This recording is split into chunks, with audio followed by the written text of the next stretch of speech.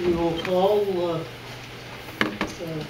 meeting, the public meeting to deal with Schedule A of the bylaws and handling the regulate and permit classes and fees, maintenance and property service fees, and zoning bylaw inspection fees for the township of North Huron.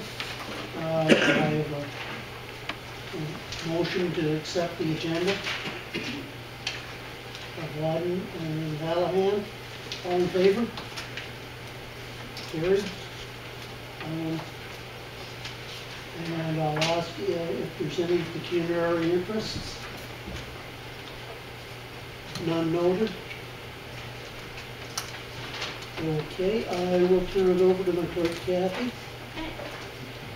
The purpose of tonight's public meeting is to meet the requirements under the Building Code Act to hold a public meeting for any changes or revisions to the building bylaw, namely a bylaw respecting construction, demolition, and changes of use permits and inspections. Subsequent to Council's approval at the December 15th, 2014 Council meeting, that the Chief Building Official assume the responsibilities for sewage and plumbing inspections for the Township of North Huron, the bylaw and attached Schedule A, classes and fees has been revised to accommodate these services. So our Chief Building Official, Tim Lewis, is in attendance tonight, and if anybody has any questions about the bylaw, the fees, or the revisions, I'm going to turn it over to Tim. Who would like to introduce yourself, Tim? Hi, I think everybody here knows me. Basically what we've done is, as Kathy said, we're going to start doing the plumbing and septic side of inspections. So in order to make it legal, so to speak, we had to recognize that in our bylaws. Okay, so we had to establish fees for that. We also had to put definitions of what that was in the bylaw, so people understood what they were getting, what we're going to be inspecting, and we also had to recognize it in the permit section of the bylaw, so that we had those permits listed as something that we could actually, issue a permit for and control. So I'm certified in both those areas, so in the sense we start taking care of that ourselves. If anybody has any questions, I'm more than glad to answer them. So Tim, the only adjustment to the schedule was to add in the septic and water permit, correct? There's no other changes other than that? I could say that, yes, okay, but what happens is you have to realize, it's the old story, right? Every action is a reaction, right? Yep. So as soon as you go and say, okay, we're going to put a fee in here. Yes. Okay, well, what gives us the right to charge a fee for that? Now I got to go over here and put in that, okay, we as a municipality are now taking responsibility. We're now listing that we issue these types of permits. Okay, so you got to go back through the bylaw and tweak each part that belongs to that. Okay. Okay, so that everything we did kind of flowed from that. Okay, now at the same time, we took advantage of tonight's meeting to do some housekeeping because there's definitions that have to be updated once in a while. Okay. And when we change building codes, at the end it says, Ontario Building Code Act, revised how many dozens of times, right? So some of those things were cleaned up, okay? So that would have had to been done anyway, that's just housekeeping, but I want to give an honest answer about what we did. Yeah. Okay? So just a comment, I guess, for me is, because it's easier for, I guess, knowing what's changed to what was there before, it would be easier to know, like, what was the bylaw before, and then what the change was, as opposed to just seeing the entire new bylaw. Because I'd have to go back to the 2006 bylaw, find it, print it out, look at it, compare it to what we've done today, to know what the actual changes are, because it doesn't actually note it anywhere on here what the actual changes I hear what you're saying there, but if you take a look at the fee section, you may find some comfort in the fact that 95% of what was changed, right, was that fee section. Okay. Just to recognize, what we were doing. Okay. The other question I have is, how did we determine the fee? So do we look at other municipalities Yeah. or is that? Yeah, the fees that were set, the short version is, there's a certain cost to doing everything. Yep. Right? Yep. Okay. So those fees were established by taking a realistic look at what the costs were and stuff. It wasn't from the standpoint, as you know, building department's not necessarily mandated to make money, but Yep. you don't want to lose money either. Correct. So those fees are set. Okay, somebody else had already done the homework on that, and I knew that, so we just took those fees. Okay. Thank you.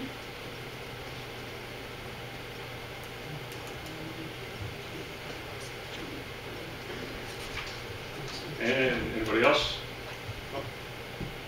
Okay. Okay, but I will go to the public gallery for questions or comments if they have any for Tim.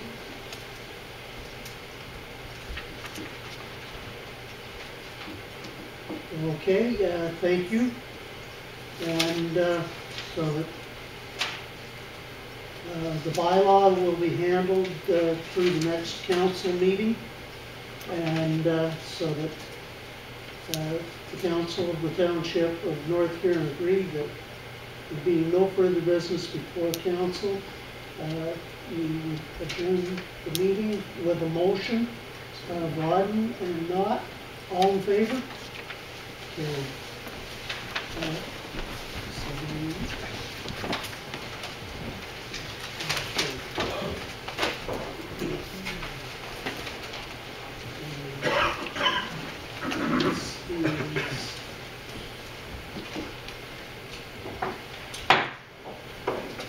Calling to order Court of Revision on Snell Municipal Drain Improvement.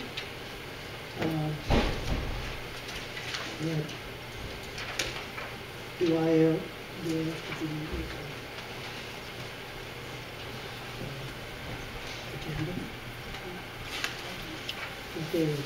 agenda? Okay, motion to accept the agenda. Campbell and Knott, all in favor? Carried. Pecuniary interest, if any? None noted? Okay. The purpose of this public meeting is a court of revision for the Snell Municipal Drain 2015 improvement. Jeff, do you want to? If there are any appeals, they are submitted to the clerk.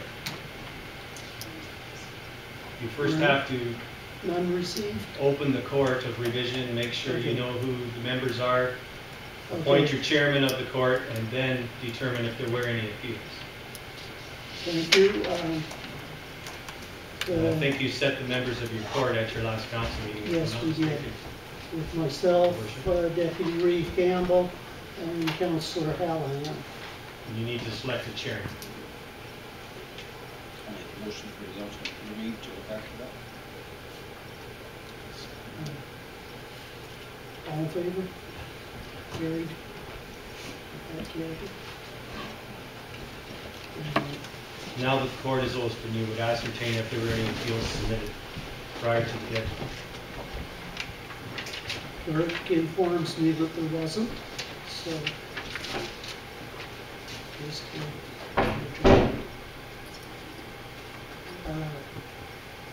is there anything else we should be doing?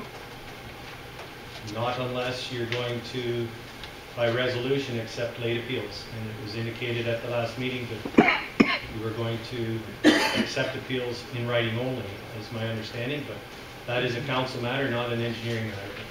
That was my understanding, so that would need to be reinforced through the minutes or through the clerk.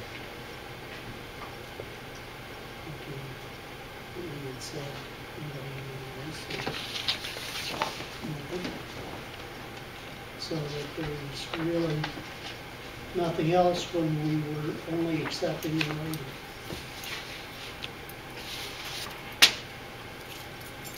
Okay. Do I have a motion to adjourn? Just from the members of the court, Your Worship. Oh, just, okay. Motion to adjourn. Campbell and Hallahan, all in favor? Carried. Okay, that there being no further business before the Court of Revision, the meeting is hereby adjourned at 7:12.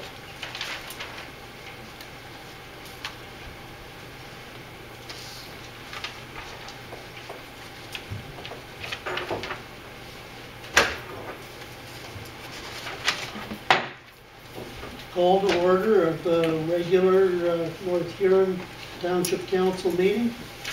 And let's see. For the agenda,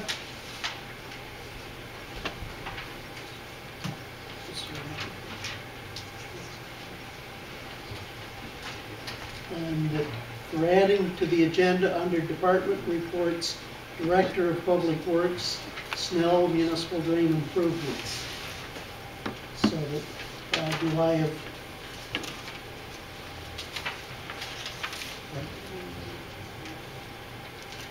Oh, okay. And that we no longer necessary to have an in-camera session. So that, do I have somebody to move the agenda?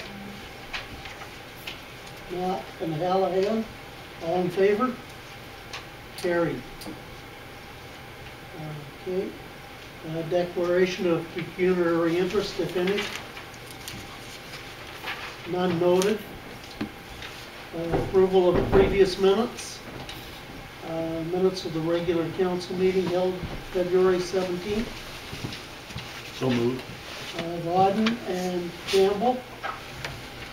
All in favor? Carried. Deputations. The 5.1 presentation of staff awards. So, Your Worship, if I could just have a brief moment before I depart, okay. before you get into regular council, I didn't want to disturb because I want it to be heard under regular council, and it'll be coming forward in a report from your Director of Public Works. But now that the matters of the Court of Revision have been disposed of, we did receive 2 tenders earlier today for the Snell Municipal Drain. And there were 2 bids. The lowest one was from AG Hayter Contracting Limited for an amount of $104,785. The second bid was from Van Driel Excavating Inc. for $110,568.18. And the engineer's estimate was approximately $122,000. All of those are without or prior to the HST. So we have prepared a report in the form of a letter provided to your Director of Public Works to make a recommendation for the award of that contract. So I just thought I would share some of those numbers because I do see some landowners present this evening. So the estimate, the engineer's estimate was above the final results of the tender by about $15,000 or so. So Jeff, you will make those changes on the overall then? Like the bid came in lower than what you had estimated? So that all the prices were all in on that pricing of what your estimate was? Yeah, we checked and balanced the tenders. I haven't taken a full look at them because we just got them at noon today and did that, but they were balanced by our office administrators. So as long as the contractor didn't miss something, now I do need to check that, but pending no significant alterations to what they've submitted. Now the one contractor that was low indicated that they would not be beginning the work until September, which is fine because the open channel work cannot be done unless it's completely dry, according to the permit from the Conservation Authority. So we don't need to do anything with the engineer's report. It's the final costs that are assessed based on where they come in at the end of the day. So Kelly will be bringing that forward as a recommendation later on under another item under the agenda. So I just wanted to share those numbers with a couple, because I see some landowners present. So. Okay, thank you. There being no further questions about the drain, I will depart. Okay. Thank you.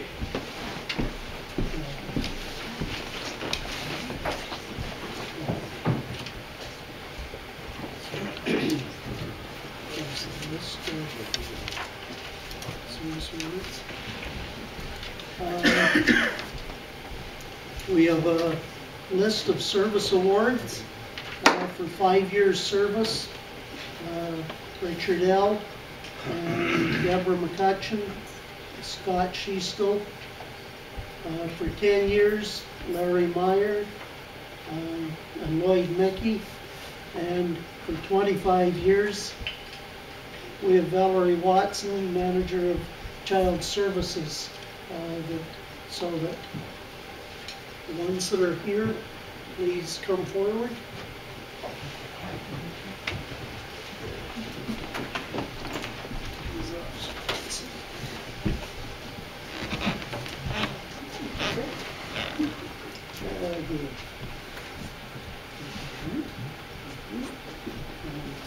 Scott, thank you. And Rachel, how do you want us to manage? Almost.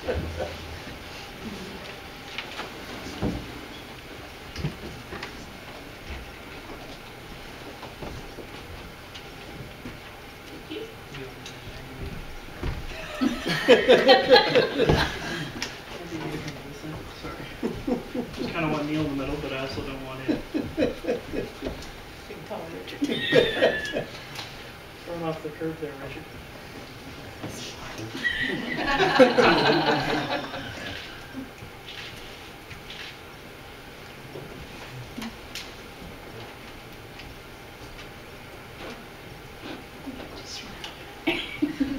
Get it through this floor.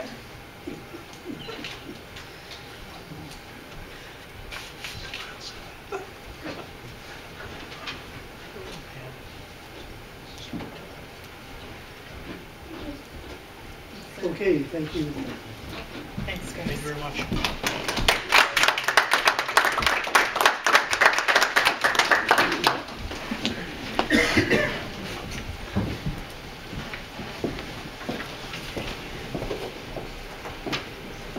Okay, 5.2, Gord Gasker from the North Huron Community Food Share. Good evening, ladies and gentlemen. At this time, I'd like to pass out some information to you, if I may.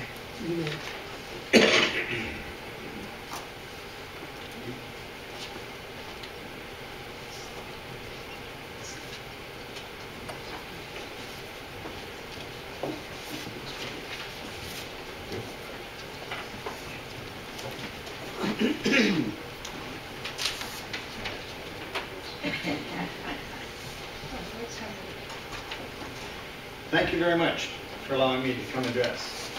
My name is Gordon Castor. I think most of you are familiar with me. I was the chairman of the North Huron Food Share for 5 years, and I am now the media relations, and I get the honor to come out and speak to you. I'm going to give you a brief highlight of the food share. Most of you are quite familiar with it. We were established in 1995 by local pastors from the church. Bob Raper, I'm sure a lot of people are quite familiar with him, is the only remaining member still on the board. We were registered as a non-profit organization in 1996. All directors and volunteers are non-paid, and we're very proud of that. That none of the money that comes in goes to any of us. Our board consists of 12 area people as well as numerous volunteers. I've included a brochure in your information, and on the back you'll see a list of all our directors and the positions they currently hold. We meet once a month. We have the 12 directors. We serve a rather large area. We serve Lucknow, Dungannon, Blythe, Brussels, Roxeter, Gorey, Forbridge, Belmore, Teeswater, and Wingham, and the surrounding areas inside that. We're the second largest food bank in Huron County, next to Goderich. And of course, Goderich is right in the town. So as far as the land area, we are by far the largest. Unfortunately, the use of the food share has increased 25% in the last 3 years. In December of this past December 2014, we served over 160 families a month. When you realize people can only come once a month to the food share. For last year, we had 1,547 household visits, comprising of 2,129 adults and 1,704 children. That's 18 years of age and under. There's an attached sheet there that shows what a family of 4 is allowed to get at the food share. You come into a small room, it's set up like a store. We let you do the shopping, what you want. Why would we give you corn if you only like peas? So you have the ability to pick up what you want. So this is for a family of 4. Basically $135 is what we can give them in a month. And that's just once a month they can come access it. In the summertime, we have a garden behind Libro. Phil Beard and his daughter looked after it last year, and they're doing it again this year with some volunteers. With our fresh produce, and we have some come in from Midnights, they can come every week to access the fresh produce. It's free choice what they have, and we go through a lot of that. So it gives you an idea, and amazingly, some of these people are very good shoppers. They'll come in and well, we don't need a lot this month, we just need a few things. Some of these people we don't see every month. Some, unfortunately, we do. And quite a few of these now are what we call the working poor. There are people on disability and Ontario Help and everything like that. But there's a lot of families that are the working poor. 2 people working, but maybe only a part-time jobs, minimum wage. There just is not enough money at the end of the month. I had an interesting conversation Sunday. Just going to take a side. A lady said to me, well, you know those people smoke and drink. Yes, I know. We aren't there to judge people. We are there to assist them. Believe me, coming to the food share is like the last thing a lot of these people ever thought they'd do. And you swallow a lot of pride to come to the food share.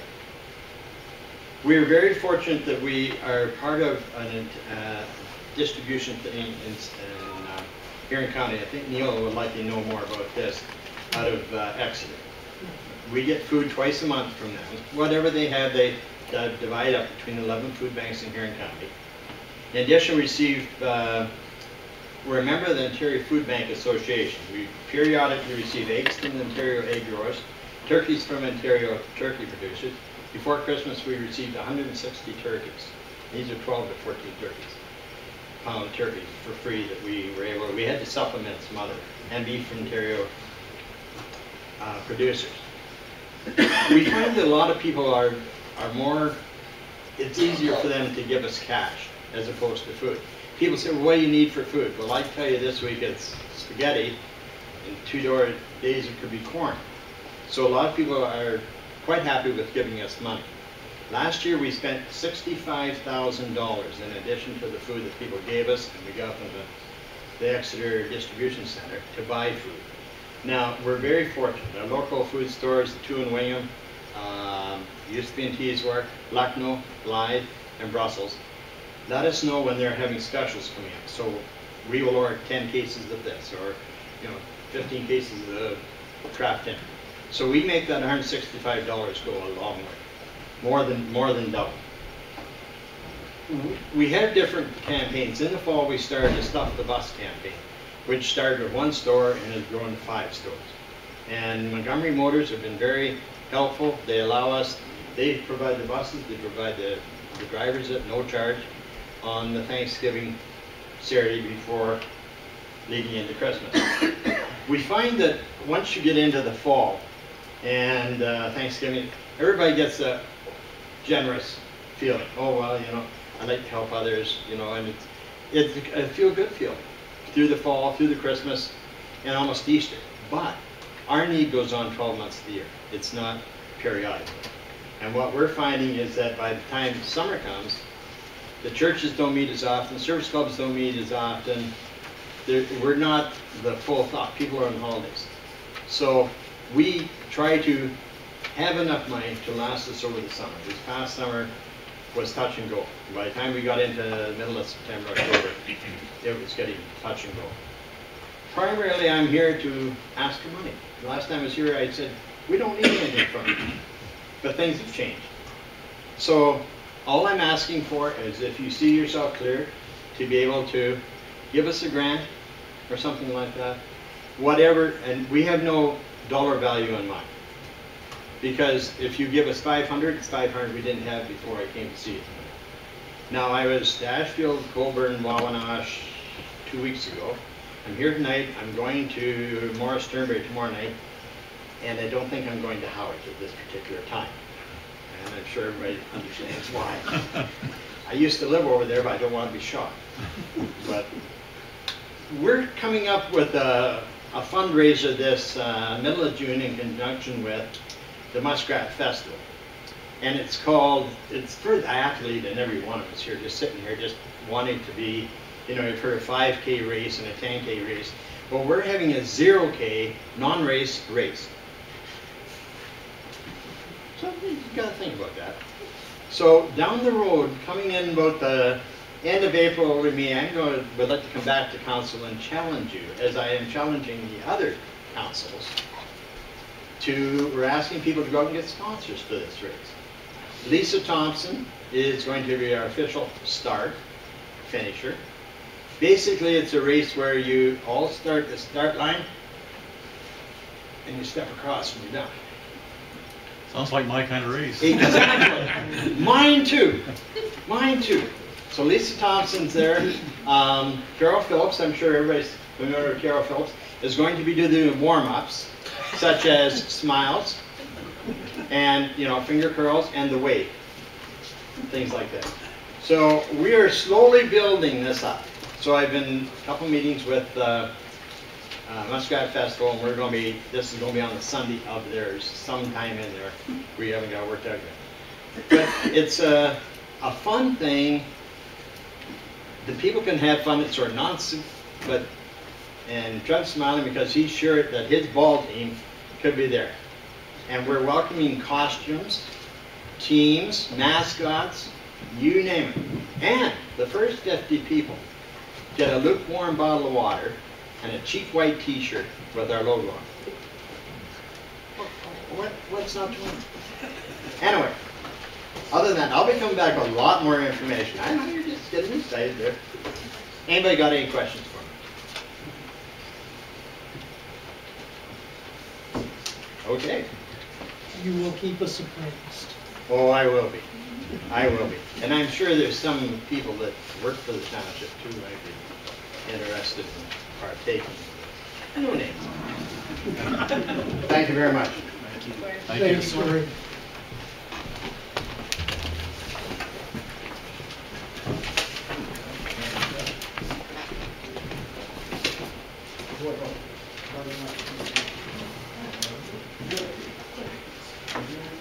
Okay, moving to 5.3, live BIA.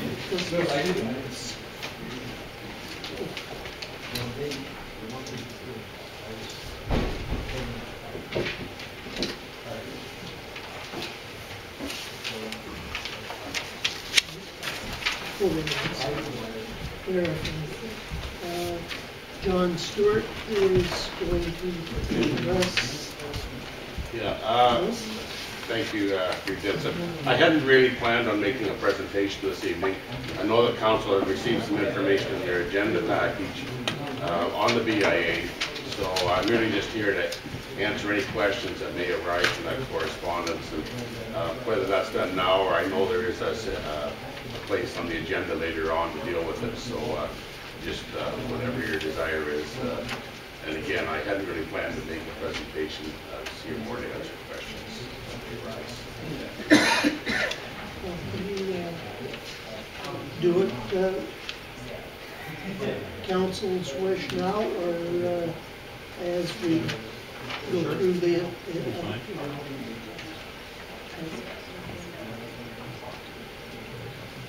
Okay. It probably would be better to do it now, under the committee reports. Okay. We will address this letter now.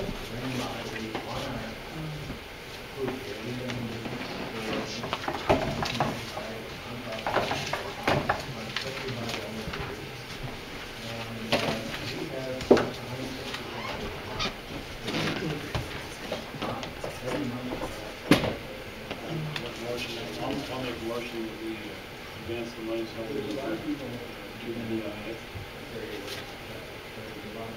Donna, direction? Sure.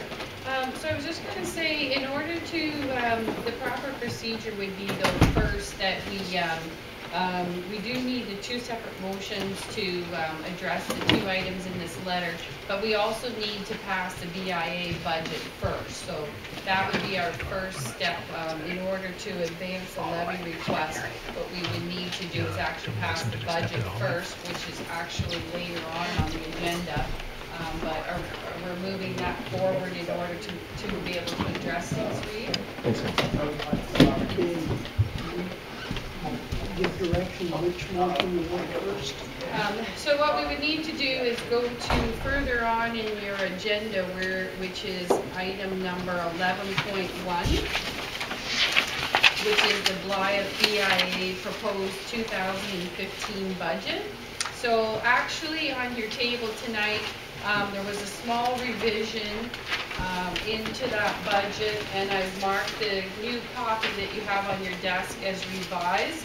So the two revisions there to the budget, which is in your package, is that the income part actually adds up to $21,060 instead of $19,000, which was in your first budget that was included in your agenda package. And the other thing I just wanted to point out is on the expense side, under the marketing coordinator, April to December, if funding is allowed of $5,000, that is listed there, but it's not actually included in the total. So if that project were to proceed later on, the BIA would also have to amend their budget there.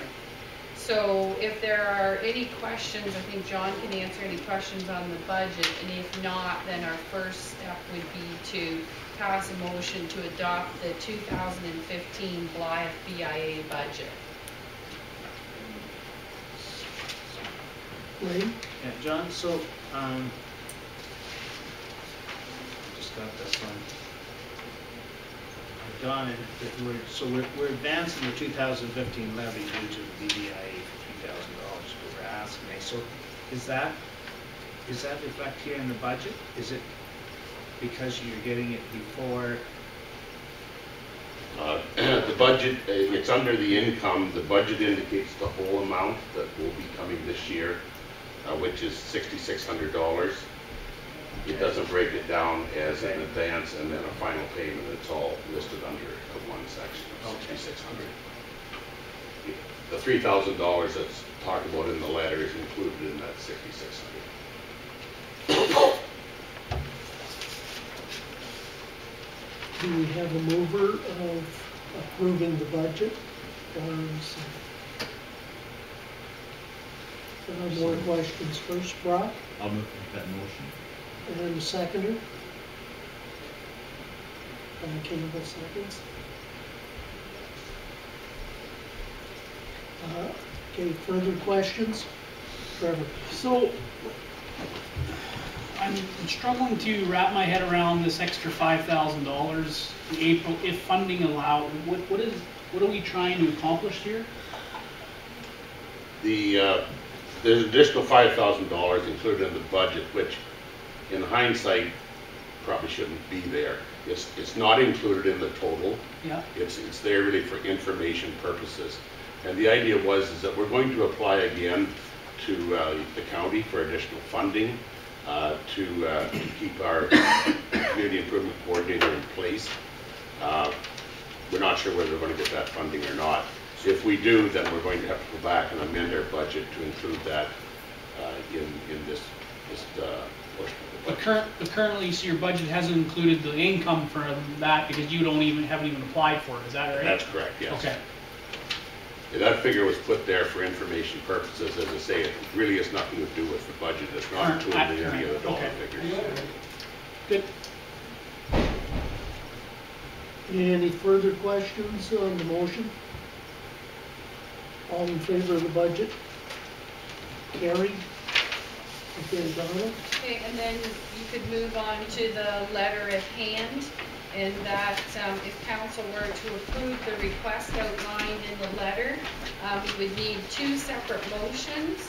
The first one would be to transfer the $2,000, which we are currently holding on account for the Blythe BIA reserves, and so therefore their budget would have to be amended to show that $2,000 coming out of reserves. It is their money, and it was from previous BIA levies. We were just holding it for them until they were ready to use it for a particular project, which they are now to pay towards the wreath. So that would be motion number one. And the second one then is... We'll get it done first. Do that one? Sure. Do I have a mover? Bill and Brock? Any questions? All in favor? Carried? Okay. Thank you.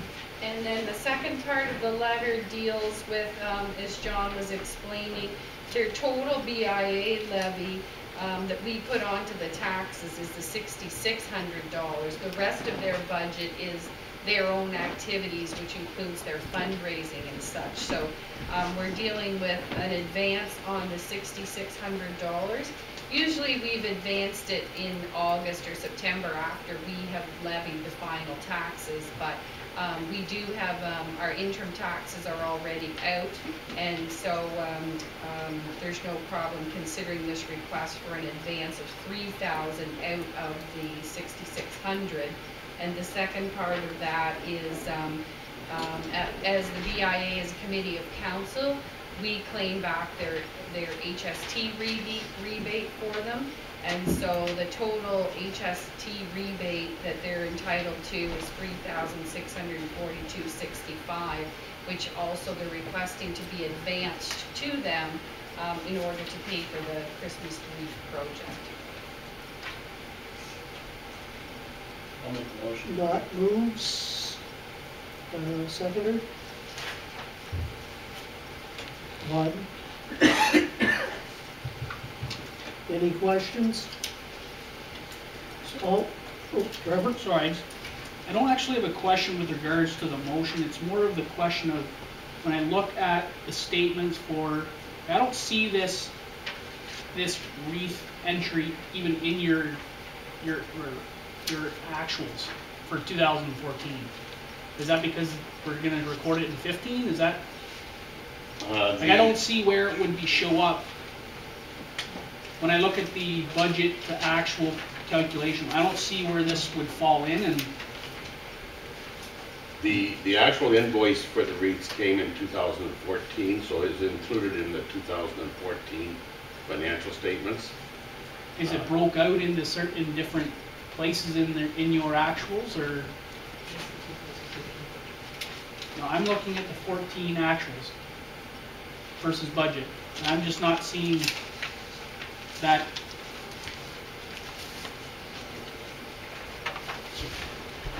Maybe I'm missing it.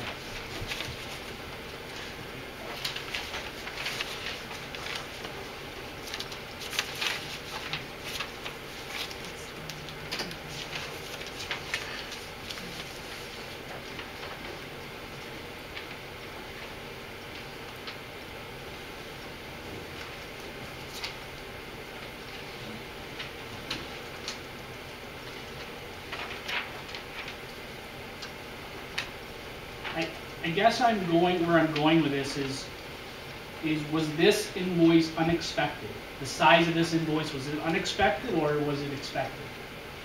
It was expected, although it is more than the original amount that we had looked at. We looked at Christmas wreaths, and we did get some prices. We thought we had the money set aside for what we wanted, and then when we got actually looking at the wreaths themselves, the committee didn't feel they were happy with the wreath that we were financially prepared to pay for. So their thought was that if we're going to do it, we want to do it right. We want something that we are going to be happy with. So it was an increased cost over what was originally planned. The other thing that happened was, at the end of the year, when we thought we were probably going to have enough money to pay for it, we did have some other expenses come up right at the end of the year, which we had to cover off. So that left us in a situation where we didn't have sufficient funds in the bank to pay the entire bill. And, so that's why we're now looking at an advance in some of the funds that are owing to us so we can get that bill paid off. Okay, so, yeah, I guess I'm okay with that justification. I couldn't find where this 19,000 was anywhere in the actuals on the stuff, so maybe Yeah, it's I'm just. sorry, Trevor, I can't really answer that question Okay, without going through here some more That's fine. detail. That's good. The Christmas wreath was something that wasn't, I shouldn't say it wasn't, it was included in the original budget from 2014, but not to the dollar figure that that eventually did come out. Okay. Okay, all in favor of the motion? Carried.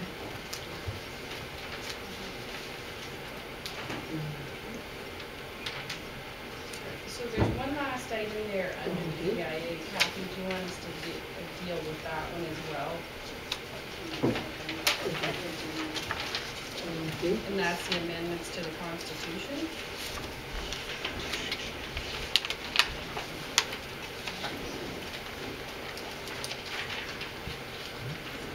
Okay. The Council of the Township of North Huron hereby accept the Glide BIA Constitution as amended February 25th, 2015. I have a comment. Not On page 5 of 7, the fourth paragraph, it says, as a committee of council, the board should base their decision-making process and rules of order for meetings on procedures used by the council of the Township of North Huron. The council uses Robert's rules. Now, that's not true. We don't use the Robert's rules.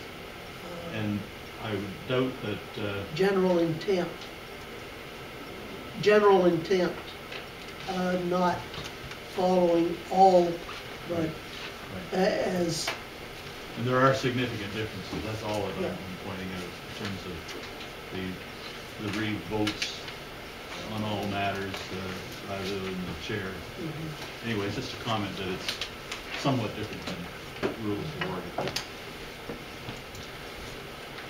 I just want to quickly note that there's three reasonably minor amendments that we've made to the Constitution. The first one is on page 1, and it's really a housekeeping matter. It's under membership. First line, it says voting membership of the organization shall consist of all businesses, commercial and industrial property owners. In our Constitution, we just listed commercial property owners, although in reality, both commercial and industrial are being billed. So it's really a housekeeping matter to make sure we include industrial. Second change is on page 3 of 7. It's under officers. Our original Constitution said there shall be 4 officers, the chair, the vice chair, the secretary, and the treasurer. We made a change to say that there shall be a minimum of 4 officers. Again, the chair, the vice chair, the secretary, and the treasurer.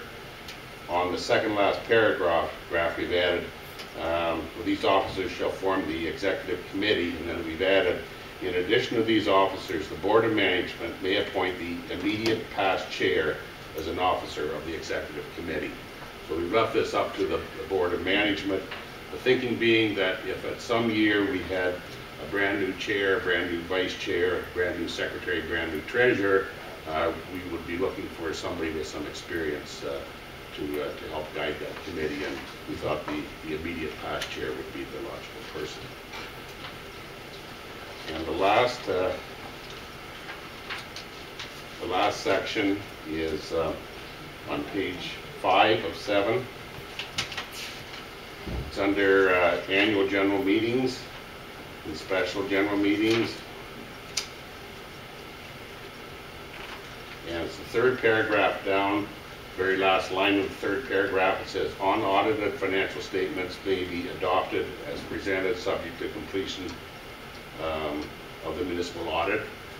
The original Constitution called for audited financial statements, and of course, timing-wise, that was not really logical, so we've changed that to unaudited financial statements. So those are the three changes that we've made.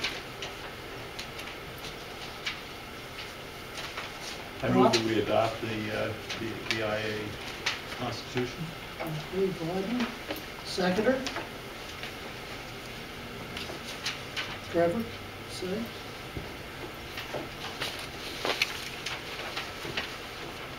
All in favor? Carried. Okay, thanks, John. Okay, and just on behalf of the BIA, we'd like to thank council for all their support throughout the years, so thanks very much. Thank you very much.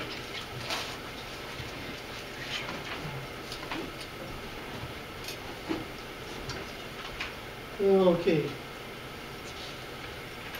Moving to the Reeves report. I was writing out an in-depth account of the OGRA and Roma Convention. I think it's too long for this part of the meeting. The one thing I will say is one of the presentations was on the rural lens, trying to get provincial government and federal to recognize that rural is a bit different. And it used to be that ones in the minister's offices would use a checklist, and it was either a yes or a no. Huron County, through a period up until last summer, did an exercise and had a committee of county council work on creating a Huron County rural lens. What it is a circle, or actually 3 different circles, going from mildly significant, very significant, and that with 10 bars that went out on that circle. And for something to be analyzed at the provincial level, they have to very significant or mildly significant on the 10 points addressing rural. Roma, or at the AMO conference last summer, it was presented to the Roma Rural Caucus. They went ahead and put together a Roma version of it. They have 12 bars instead of 10 to fit the whole province. But the one thing that I really liked was in the presentation of that, there was 9 pictures and a collage put up on the screen before it started. Town Hall here was the center picture in the screen. The top picture was Blythe Theatre. One of the other pictures was the Alice Munro Garden across the street. And there was a 4th picture out of the 9 in the collage, a scene in East Wawanosh. So that, yes, it was Dr. Wayne Caldwell, a native of East Wawanosh, that led the provincial rural lens study and report, but it was still nice to see hometown viewed on a provincial level. I'm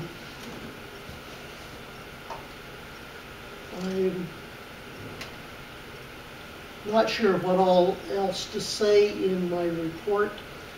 County has settled at 2%,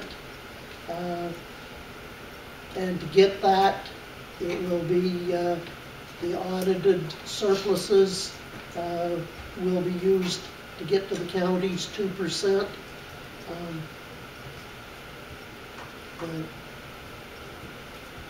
Which in fact works out to less than a 0 budget, but that's how it goes.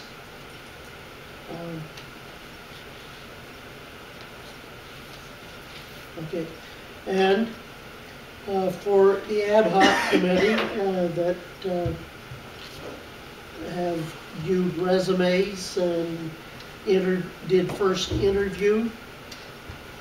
We had first interview of 6 very interesting candidates on Saturday. The four of them with extensive municipal experience. Brock? There's a question coming up as to what the position was that we were considering. CAO. That's the one we've been missing the longest. Yes. Yeah, okay, sorry. I think it went very well. We have whittled it down a bit as to those that we think would be a good fit for North Huron. There is an online testing component will be done with those that are scheduled for a second interview, and that will help solidify what some of the questions in the second round of interviews are. I think we should be able to find a very good CAO out of the mix that we are looking at.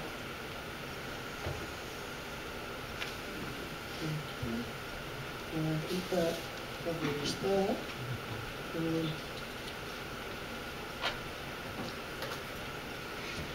I think we'll move forward to 6.3, the financial report.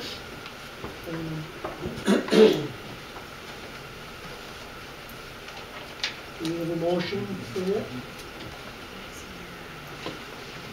Trevor moves. For discussion. I'll take a second first. Unanimous seconds. Trevor? Yeah, so I have on page 3.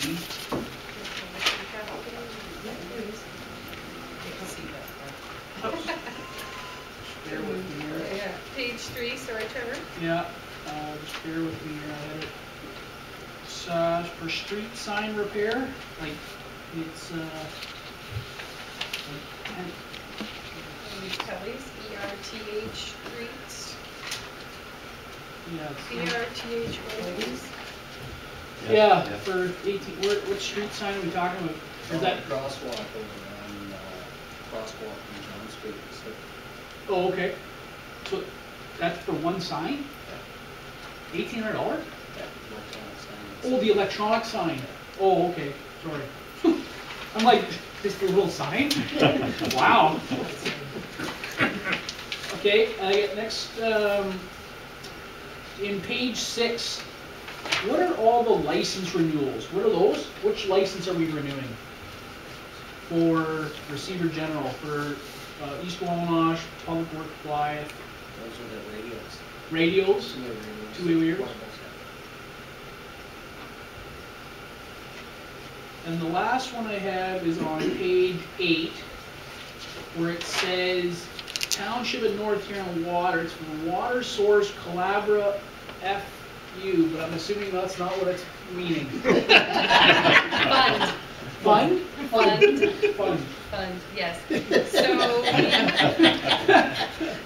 under the, you've heard us talking about this source water protection funding that we've received in 2014. And so we were able to receive an additional $15,000 under a program called collaboration funding, but it came into the general account, and so we were turning it over to moving water. it to the water, Yes, okay. exactly. That's good. What a relief. Is there any further questions? Ray? Yeah, Burnside now, East Wallinash work, is that PF, $1,000? What was the page, Ray? Sorry. That's page 6. So both of those are Burnside bills? Yep. For One is for the Wingham landfill, and the other one is for the East Walnut. Those are annual, Annual? Okay. And then on page 2, drawings and repairs for 2,560 PW Conduit Works. So that's BM Ross.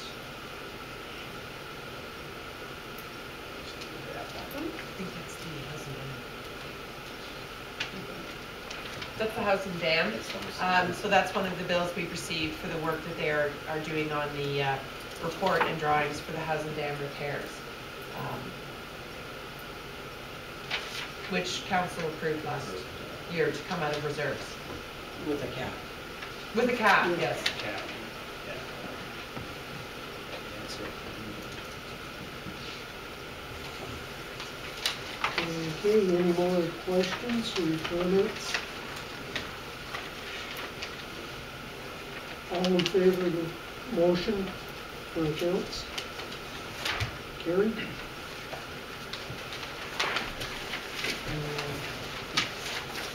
Health and safety, self-explanatory.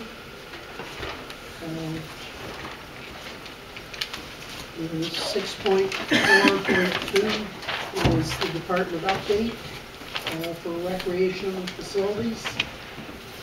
Is there any questions or comments? Pat?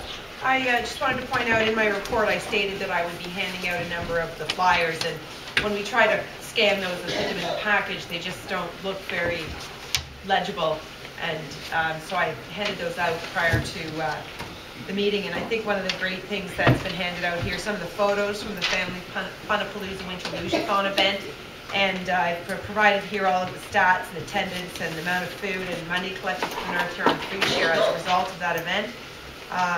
If you turn over to the second page, it highlights all of the different groups and sponsors that took part in that event. And once again, a huge success, and the community centers were buzzing, and it was really nice to be able to celebrate Family Day in our community. Most of the other information is just a highlight of some of the events that will be coming up in the spring and summer, and coming up at March 19th, I think I have it written here, is the release of the 19th and 20th will be the release of the spring and summer, if you can believe it, when you're outside, Rec and Leisure Guide. So that's all the day camps, PA day activities, all of our summer programs, swimming lessons, and dog obedience, and it goes on and on. So I'm just reminding everybody to watch for that in their flyers. Okay, thanks, Pat.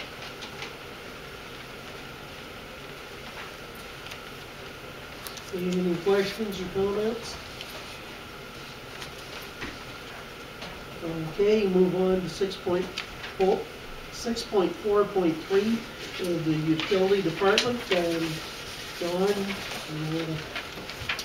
it was all written out. If there's any questions.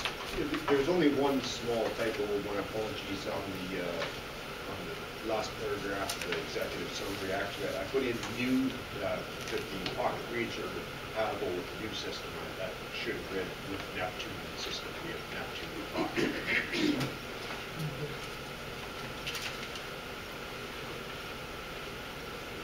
All right, moving. There's self-explanatory. I'll make the motion. Okay, seconder, Bill. Any questions? All in favor? Carried. 6.4.4, Fire Department of North Huron. There's a memorandum of understanding between the ESPC and the Ontario Fire College.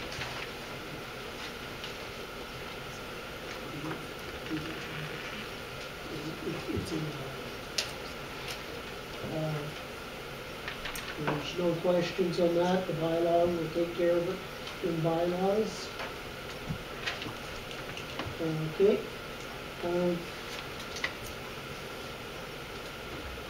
I have no unfinished business. Oh, this is where we go to the Snell Municipal Drain 2015 improvement. in the tender results. And the recommended motion is the Council of the Township of North Huron hereby accept the tender from A.G. Hayter Excavating Inc. in the amount of $104,785 plus HST for the Snell Municipal Drain Improvements. Campbell. And Hallahan seconds. All in favor? Carried.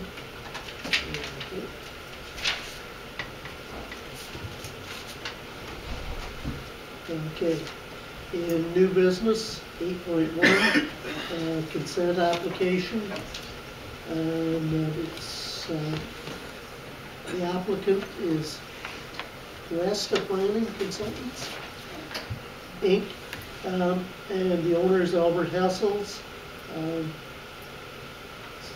this is for the south part of Lot 40, Concession 14, East Wallamash Ward, Township of North Huron.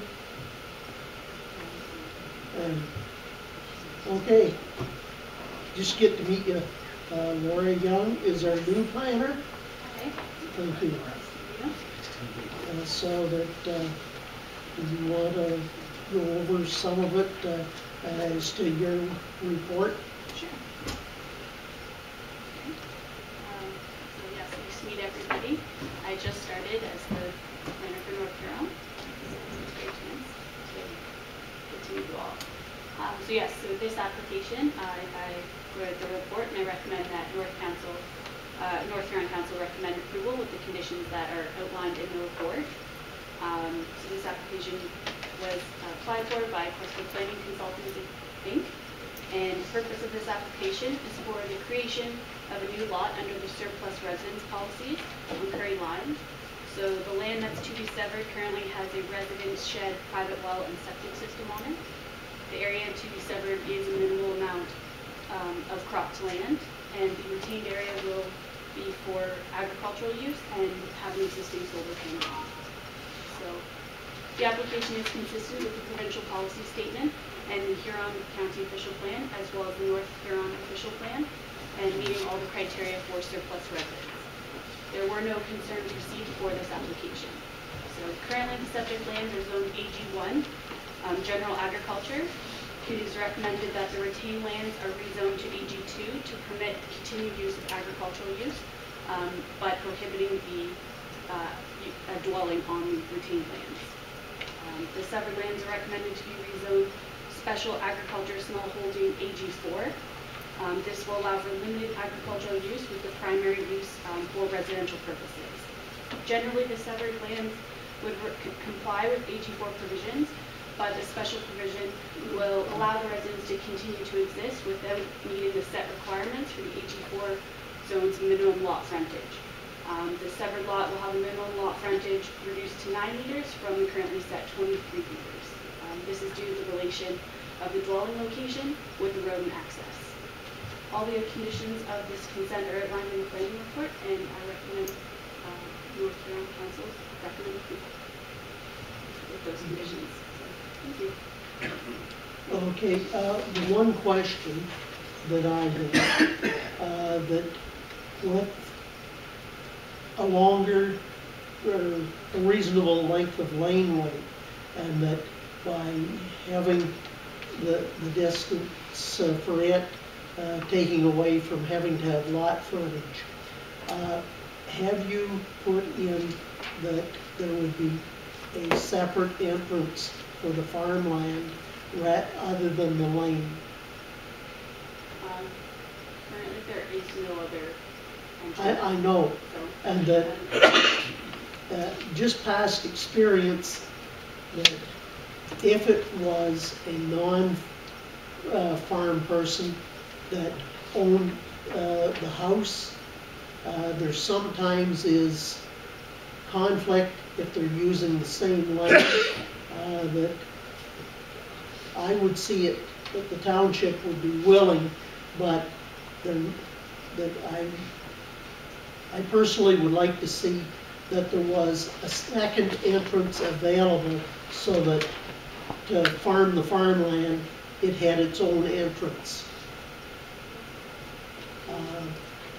And I didn't read it clearly in the planning report whether that was being asked for. No, but we did give an extra entrance. I mean, over to you have another entrance off of the Missouri line, yeah. Okay. That's where you. I wouldn't mind another one, maybe. As long But there is as, one there. as long as there's a satisfactory entrance for whoever's doing the farming without encumbering the severed lot was, and as long as that's okay, I'm okay.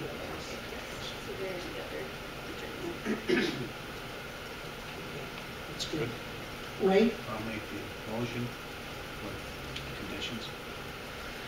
Okay, moved by Hallahan, seconded by Campbell. Just one question. Yes. When was the house last had residents in it? Has it been a while? When was there residents in the house? Just about a year ago. Okay, Yeah. okay, End of April, I guess. okay. No, I just wondered, because sometimes, yeah, no, that's fine.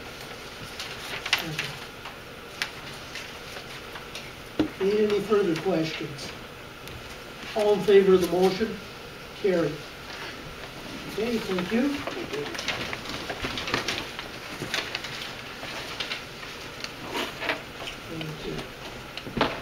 8.2, Canadian Red Cross request that we consider an official proclamation recognizing March as Red Cross Month.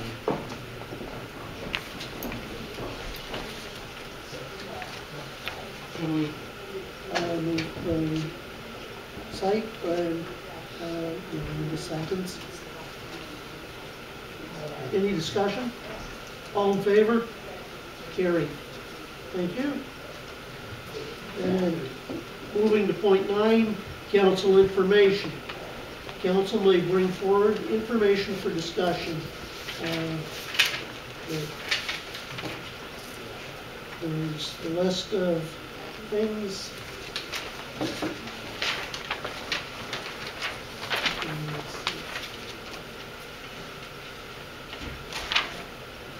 All right. Yeah, the 9.3.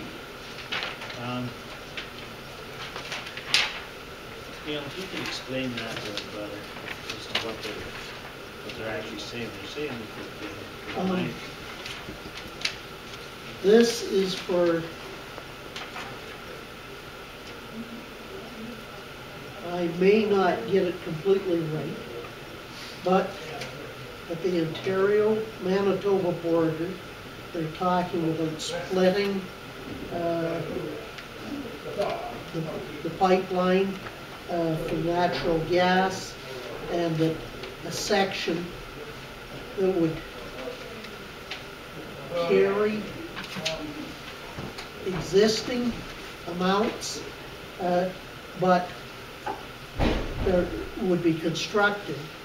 But they want to use the existing line to run crude to refineries in the Maritimes, that across Ontario and Quebec and into the Maritimes. That's the general gist of what is being talked about. I would have to go back to looking at the documents themselves as to exactly what it is. And that I know there's a number of, well, I'll say, Union Gas feel that they would be very restricted in that they couldn't expand the service, and that they are one of the ones that are questioning this movement.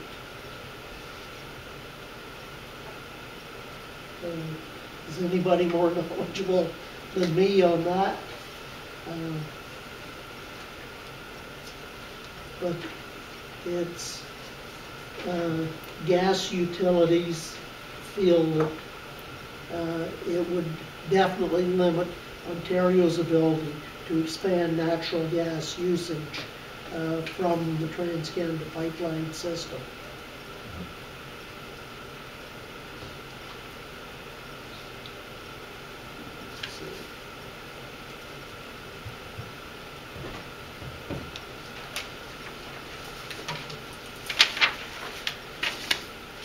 So, do we have somebody to make the motion for correspondence, or that information be ordered, read, and filed? Rodden and Site? All in favor? Carried.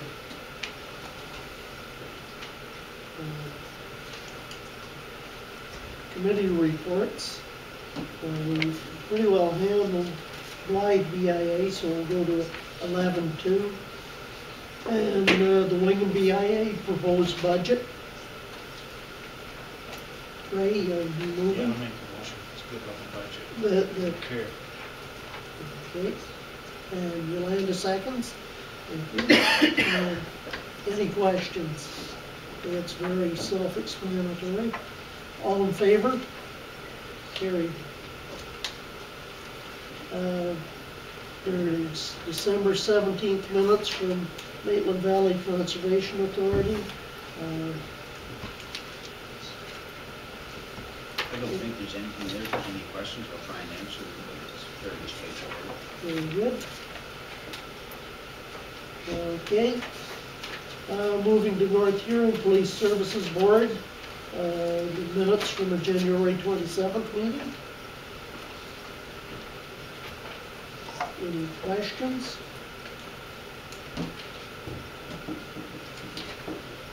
Bill? Not so much related to Trevor. Any update on the discussion on the negotiation? The only update there is that the proposal was offered to them last week, and we have not heard back as of yet. Still no answer as of yet. Okay. Bylaw number 16, 2015, being a bylaw to authorize the Region Clerk to sign on behalf of Council a contribution agreement with Her Majesty the Queen in Right of Ontario as represented by the Minister of Agriculture, Food and Rural Affairs for the application-based component of the Ontario Community Infrastructure Fund for the new well supply system in Blythe. Not moves first and second reading, and Campbell seconds. All in favor? Okay.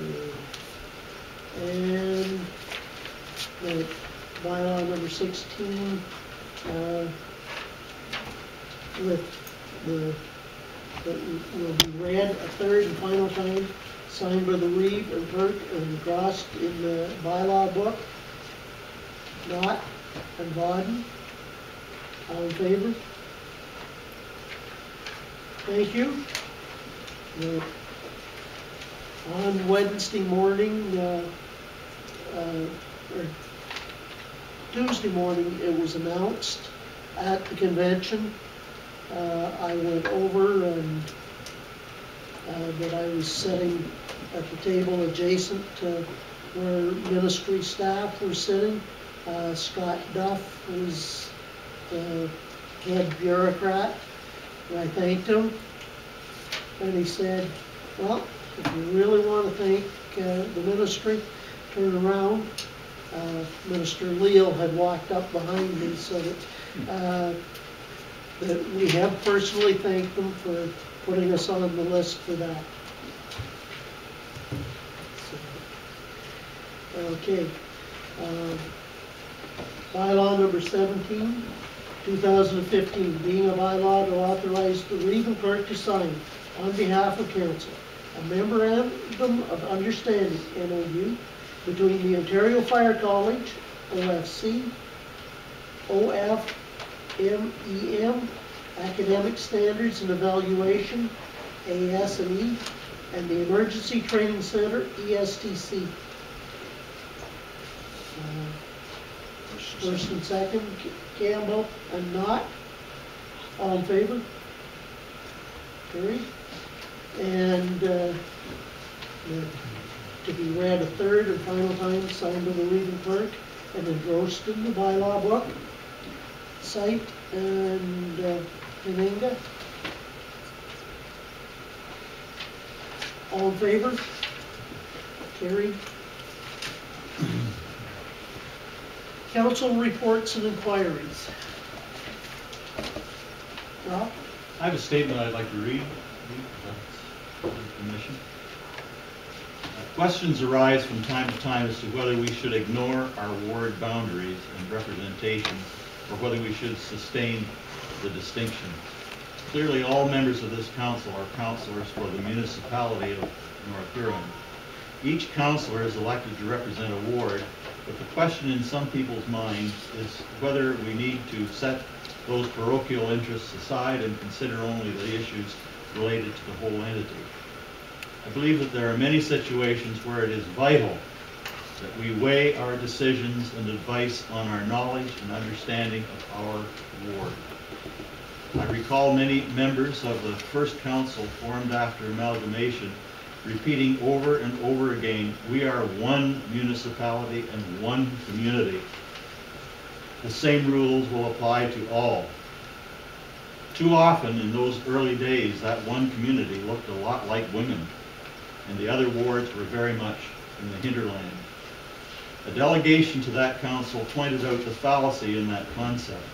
We pointed out that yes, we are one municipality, but we are a collection of communities, each of which has its own needs, interests, aspirations, opportunities, and challenges.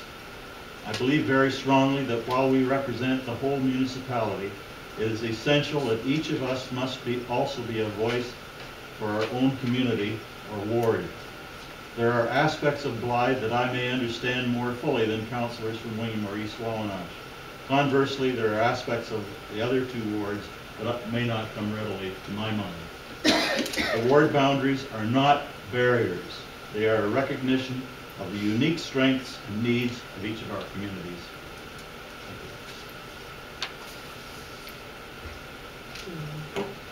Trevor?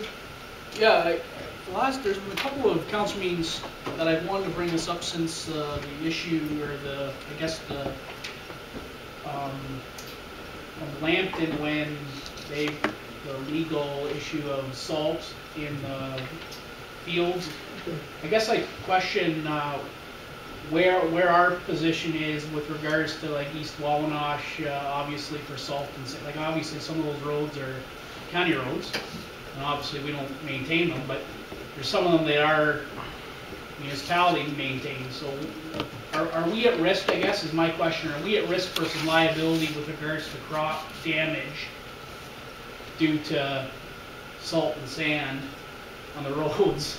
As bad as it sounds like, I'd rather be liable for that than liable for an accident, I guess. So I guess I just want to understand our position, or where we see our risk. Do you want, or do you want me to mention the minimum? We're at risk everywhere that we partake in cleaning or maintaining, but as far as salt in East Wawanosh, we don't use any salt other than on the west field road in the first section of the Reed Road. The rest of it will be bordered by a county who uses salt. So there would be a more risk for the county than necessarily our municipality as a singular. But again, you mentioned, like, how do you weigh it out? Like, are we going to be sued for the crop damage, or are we going to be sued for people being injured on the roads that are not maintained? So yeah, I just wasn't sure if we've heard any. No, I haven't. If we've done anything, or got anything, or there's been any concern from our perspective from this, from I guess this awarding of the legal system. Definitely, with the county, with the increased traffic, the minimum maintenance standard is a lot different, and that's why they are using a lot more product. They are able to budget for a lot more time on roads. The number of passes probably double to what we're able to do, following our standards for the rural roads in East Wawanosh, so that I don't foresee it, but you never know that, and that basically if somebody wanted, I guess they could try a lawsuit, even in our urban areas where we're using it on streets and sidewalks. But definitely, the human aspect, we'll take care of the humans and worry with the other if we have to. Okay. Jim? The county uses a lot more liquid now than what they used to use years ago too, which has cut it back on their salt. And for those that don't know, the liquid that the county uses, you'll see the lines. That is based, it's half beet juice and half a slurry of salt. So that is to keep things freezing solid on the highway, because it makes it a lot if it can't freeze right to the highway, it's all the way across, it's about half the job of trying to lift that. If something's run over it, it just plows a lot easier. Other comments, Bill? I was just going to ask, and Kelly might be able to answer this. When I read through part of that, was that lawsuit, the reason I kind of got into it was because there was an area where there was a lot of runoff, water pooling at the side of the road? That could possibly be. It sounded like when I read part of the 1,000 pages, that was part of the premise behind it. So the only thing I can say is that unless we've got areas where we have a lot of water buildup and drainage in the spring, we make sure we keep our ditches open. Because I couldn't understand other than that seemed to be the premise from what I heard, but I couldn't go on it. I haven't read it close enough to comment on that. I just read the summary. It's long, it's brutal, it's legal. Can I make a comment on what Brock said? I agree with Brock that there are times where the councillors from the individual wards may have greater knowledge than the councillors from other wards. And I agree that we have to always consider that. But having the other day, I actually bumped into a gentleman, in fact it was yesterday, here in Wingham, and he, not knowing who I was, made the comment about, our sort of divide between East Wawanosh and Blythe and Wingham, and he expressed his displeasure with it. And I have to agree with him. There are times when we really sometimes take that to heart too much, and we have to get away from that and be very careful and make sure we're considering the best use of time, resources, people, wherever it be, in the interest of the entire municipality, without consideration of Blythe or East Wawanosh. And at the same time, as you say, still consider. But I think sometimes we think too much about we need to have a representative on something from Wingham, and we have to have one from East Wawanosh, one from Blythe, just because that's the way we elect our representative. I don't think that necessarily should be the main consideration. Do I have another chance to respond? Once. Once. Okay, I would just like to say that there are. No, my response is too long. I'll skip it. Well, if council will indulge me, that I mentioned the rural lenses.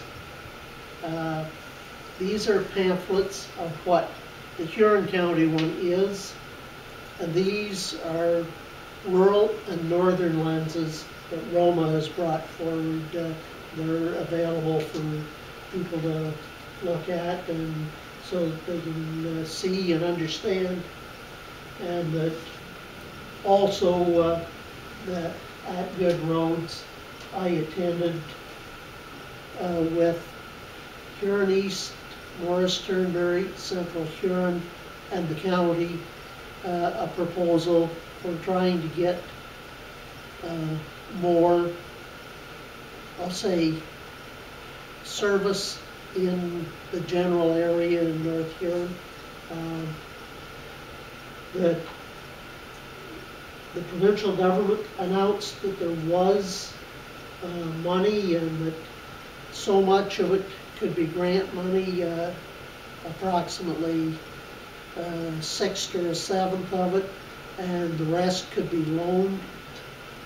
What we did find out in meeting with Ag and Food was that Minister Dogood's ministry is the lead ministry on it, and there's a couple other ministries in on it, and so that it will be a little bit before anything is actually put together in a timetable for that money getting out, even though that was an election campaign issue.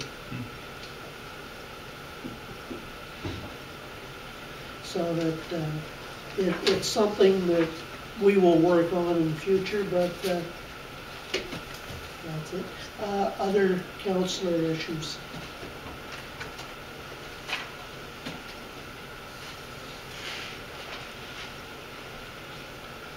Okay. CAO report. For that, there's a statement of remuneration and expenses for the year ending 2014. Do you have anything else, Kathy, on that?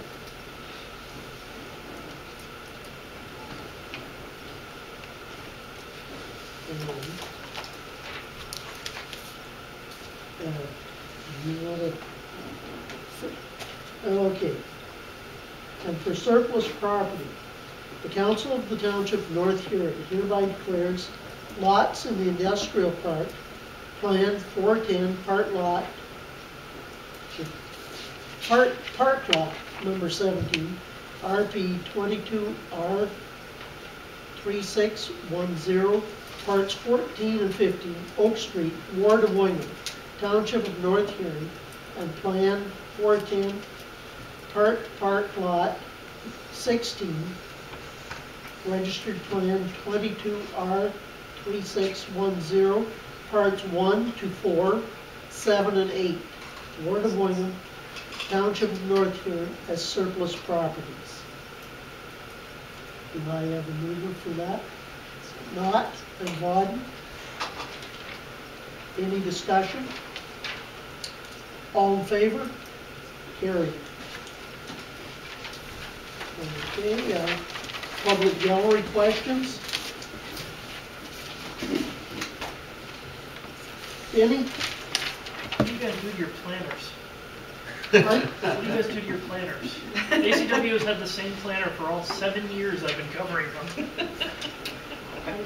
We give them good enough training when they're on a contract.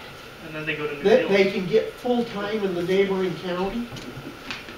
That's what happened. Yes, I know. I've been down. So There's no seriousness. I was on the page. Here, so I gotta find out what that is for you guys. The event sponsors for the Winter Fun Family Palooza. There was it was none of the BIA's sponsors for their meal, and I was wondering where that information would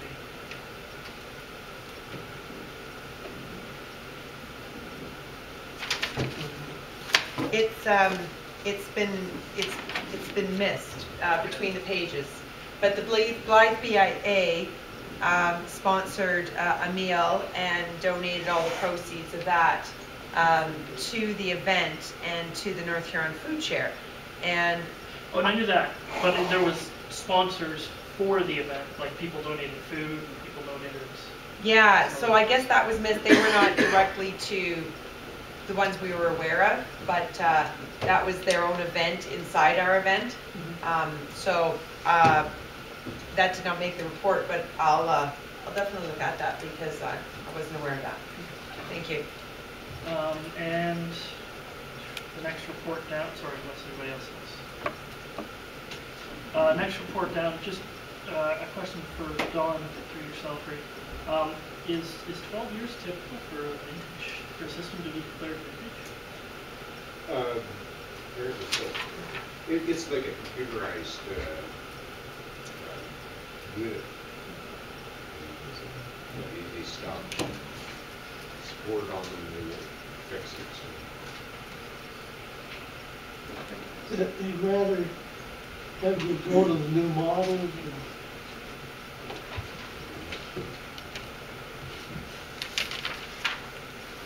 Anything else?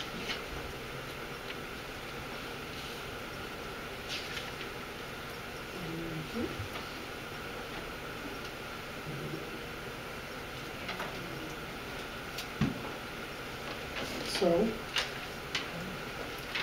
bylaw number 18, 2015, being a bylaw to confirm general previous actions of the Council of the Township of North Huron. First and second time, Bodden and Campbell. All in favor? Carried. Okay, read a third and final time. Third reading. Cite and not. All in favor? Carried. So, the next meeting, Monday, March 16th. At 7 in the council chambers here. Do I have anything before adjournment? James? Any discussion on the meeting that we had Thursday?